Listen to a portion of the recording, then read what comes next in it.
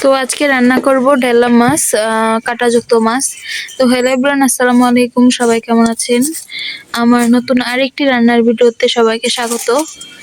তো সবাই কেমন আছেন কমেন্ট করে জানাবেন। এই তো আমি নিয়ে নিয়েছি ঢেলা মাছ, ফেওয়া মাছও বলা যায় এটাকে। তো দেখতে পাচ্ছেন সুন্দর করে কুটে ধুয়ে আমি নিয়েছি। মাছটা কিন্তু অনেক কাটা, তারপরও আমাদের পছন্দের সবার, আমরা সবাই পছন্দ করি আমাদের ঘরে। এই মাছটা কিন্তু প্রচুর পরিমাণে কাটা আর নরমও। এই ফেওয়া মাছে কিন্তু আয়রনও রয়েছে। তো দেখতে পাচ্ছেন এখানে আমি ধুয়ে কুটে হলুদ, মরিচ, লবণ সবকিছু দিয়ে মাখিয়ে নিয়েছি ভাজার জন্য। এখন আমি কড়াইতে তেল দিয়ে ভেজে নেব। তো এখানে কড়াইতে আমি তেল দিয়ে নিয়েছি, তেলটা গরম হয়ে গেছে। এখন মাছগুলো দিয়ে নেব। পুরো ভিডিওটা দেখতে থাকুন।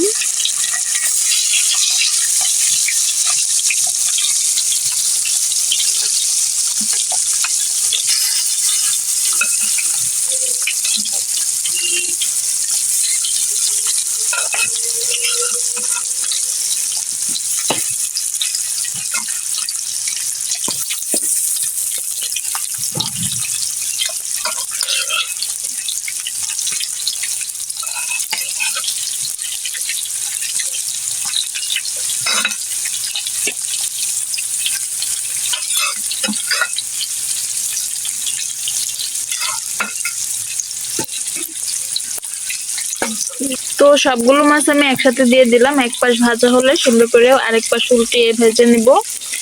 আর এদিকে আমি পেঁয়াজগুলো মেখে নিব।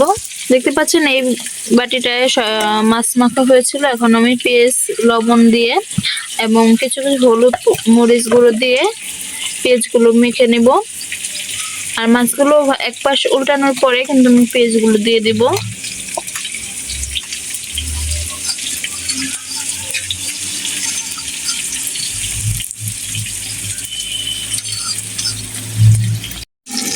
এই তো মাছগুলো এক পাশ ভেজে আমি আরেক পাশ উল্টিয়ে নিয়েছি। তো এই পাশও আমি ভেজে নিব। তো ভাজা হওয়ার সাথে সাথে আমি পেঁয়াজগুলো দিয়ে নিব। আমরা কিন্তু এভাবে পেঁয়াজ দিয়ে রান্না করি মাঝে মাঝে।